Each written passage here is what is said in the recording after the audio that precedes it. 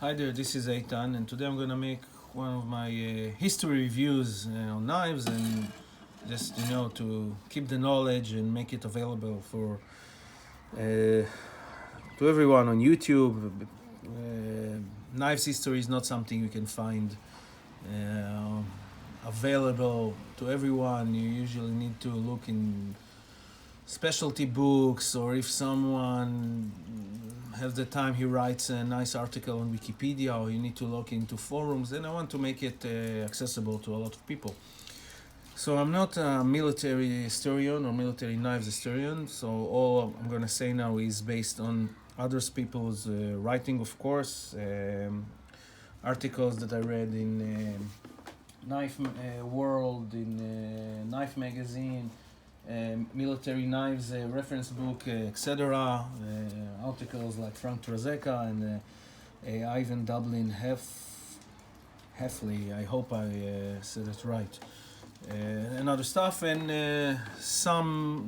even I consulted with K-Bar once on my K-Bar model. So, in short, what is the USN Mark II knife, or USMC Mark II knife? You see, I did a mistake and I almost called it K-Bar knife, like most people. Well, it's a knife made designed in 1942 by the U.S. military, U.S. Marine Corps, actually, and several knives manufactured and was in service during World War II. And it was a good design, people liked it, and it was very effective, so it was dated in use from 1943, when the first one came, till our days. Some military forces still use it. It's very simple and effective design. A bit on the background, the year is 1942. The United States is neck deep in World War II, and they need a lot of equipment. One of the equipment needed is knives. Knives, it's not on the top priority. I think tanks, airplanes, spare parts, ammunition were first. But so they had to think on an efficient way to design knife that will do what it have to do, what the military defined it. Now, there are several projects during that time, and one of the projects was the Mark II knife. They worked and they came to this design. This design was sort of a, how you say, mix of economic necessities, or I don't know how you say when you're forced to do something because it's not available.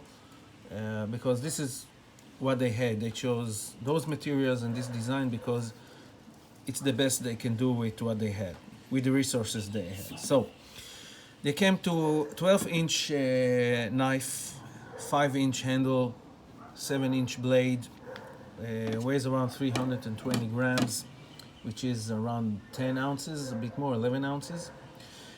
Blade is made out of 1095 steel, hardness 54-53 Rockwell, thickness 4 millimeters, steel guard, simple shape steel guard, leather stacked handle, hidden tang, and steel pommel, pinned or screwed, threaded, or I'll talk about it later. Leather or plastic. I'll show you examples. Scabbards. This is a Navy scabbard. This one I think is from the IDF, but it represents the leather scabbard during that time. This knife was very light, not very light, but efficient. It wasn't a bayonet. You see, in World War One, there were needs to more of utility knives, less than a fighting knives. And you see that trend comes also in World War II, because they said, I need a knife that is also can open cans and can also use as a utilitarian tool, a survival tool, and a fighting knife. So they came to this shape. The blade shape is is what we call clip point. Most of the knife have this clip point, straight blade, straight edge here, small belly over at the end, and this swedge, and sometimes it was sharpened at the top of the knife, and it gives you a good sharp tip that you can do precision cutting with it, but it also tend to breakage, and we see a lot of those happened. It also happened with the Fairbairn's Sykes and the Marine Raid dagger. I forgot how it's called, stiletto or whatever. Never mind. I digress, as we say. So this model came into production, and it was a huge success. You can say they produced it in World War II around 1.5 million units. Till nowadays, I think it's double than that. Several companies precipitated in the production of this knife. The first one was Camelos, not K-Bar. It was Camelos, and Camelos made the most of the knives. This model represent Camelos World War II model. See, the tip is a bit broken. And they made the first, and I think it's the first batch that came to the army itself, to the Marine Corps itself. Then came K-Bar. K-Bar is, well, they have the most known name of those models. I don't know why it happened, but it happened, and they had several models. Even they have several articles that divided all the production they made in World War II to generation, and a lot of collectors like me need to look into that if you want to know that you have a genuine World War II knife and it's not a new one, and you want to know which generation is it, etc. I know it's not a military history. Then we also have PAL Company, or I think the original name was Remington, but RH PAL. This one was modified, so I'll show you an original one. Okay, I'll talk about them later. Then we have Robson, also scarce knives. It's hard to find, that they also had several generations. Those companies, Camelos, K-Bar, PAL, Robson, and I think I missed one. They made the World War II knives. Now, after the World War II, in September 1945, the military stopped its orders, so all the companies stopped making those knives for the military, and they made it, for the civilians and stuff like that. And then other companies came into play during the late 50s, start of the 60s. The military made another call because he needed more knives. The Korean War, they used the knives that left from World War II, but from the Korean War we had the Cold War, etc. So another companies came into play to make knives for the military, which is Utica, and also other companies, that said Camelos. K-Bar stopped. By the way, they made for the military only during World War II. That's it. So K-Bar stopped. So in the 60s we have Utica, and I think Cuneta, they made it in Vietnam War only, that they supplied to the army. And in 1980s, we have only Ontario who made the knives for the US military, and I don't know if they made it still today. I know other military units around the world maybe use old surplus or stuff like that. And also, there is a company called MSI. They also made, I think, 20 years ago, something like that. I don't know if they're making it anymore. They made them. So overall, we're talking about a very popular knife, a very iconic knife, which affected the knife world in design.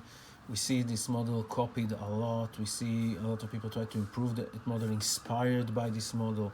A lot of units, military units, use this model as insignia, as a logo to the unit. We see these knives in movies. So this model really had a lot of effect on the knife world, knife history, and it's very interesting model. Participated a lot. It has a lot of history, this model alone.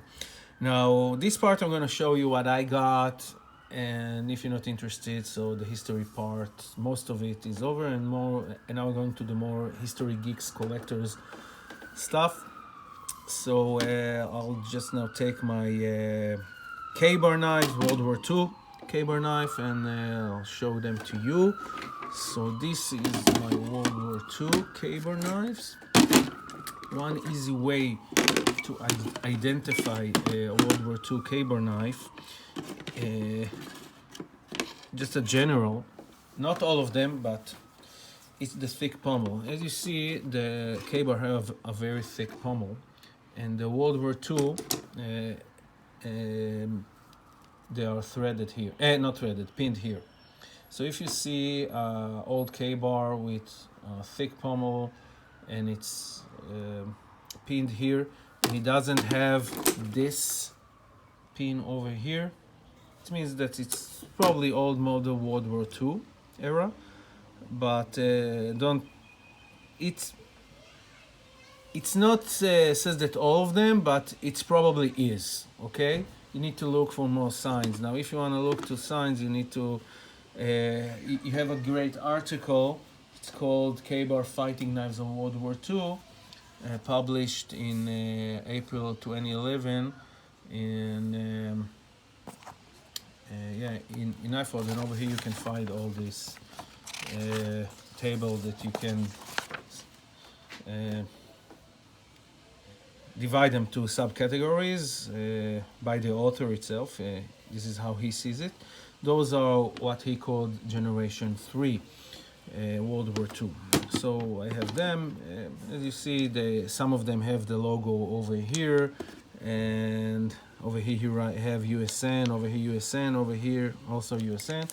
Over here it have the logo on the guard, and over here they have USN Mark 2 on the recast. So it differs.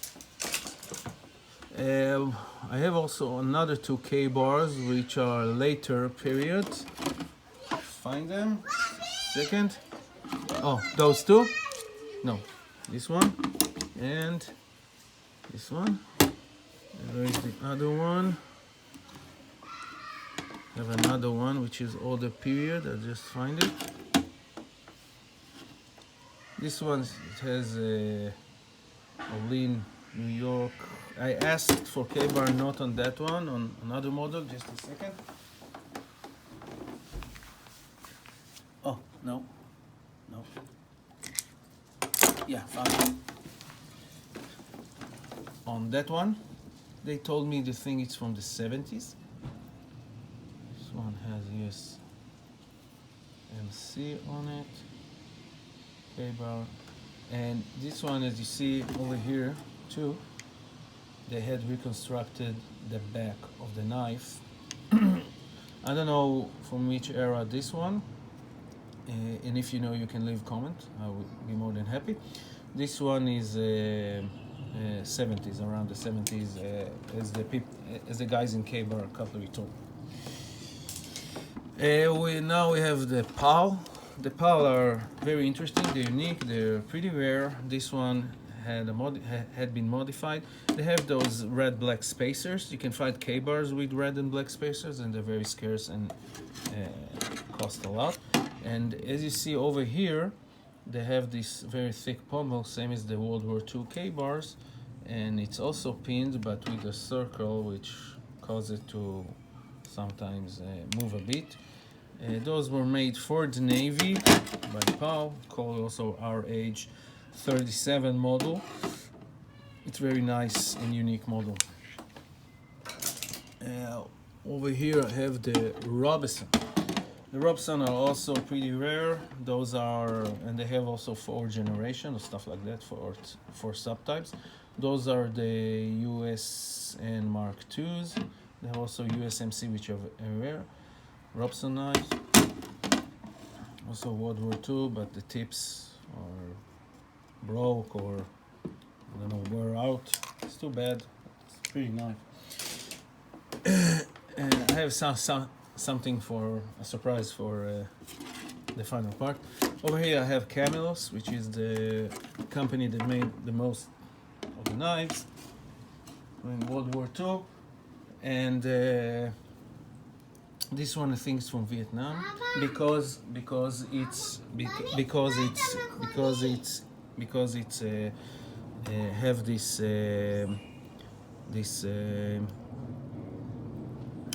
how you call it? I forgot how you call it. The guard from the M7 bayonet.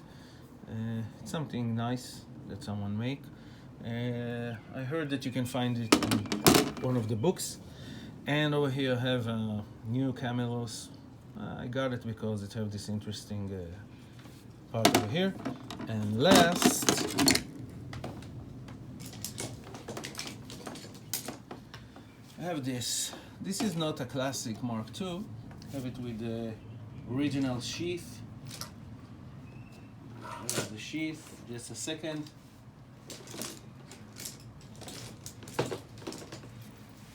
I'll find it later.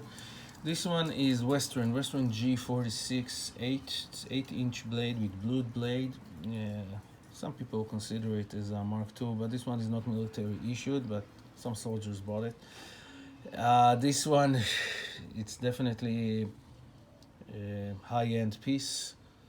As you see, they have this method of 2 tanks and 8-shaped leather stack.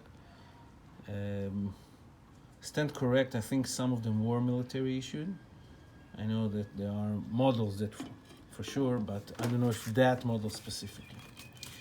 So I hope it contributed to someone's knowledge. If you have anything to add, to elaborate, you're more than welcome to comment, and have a nice weekend. Bye.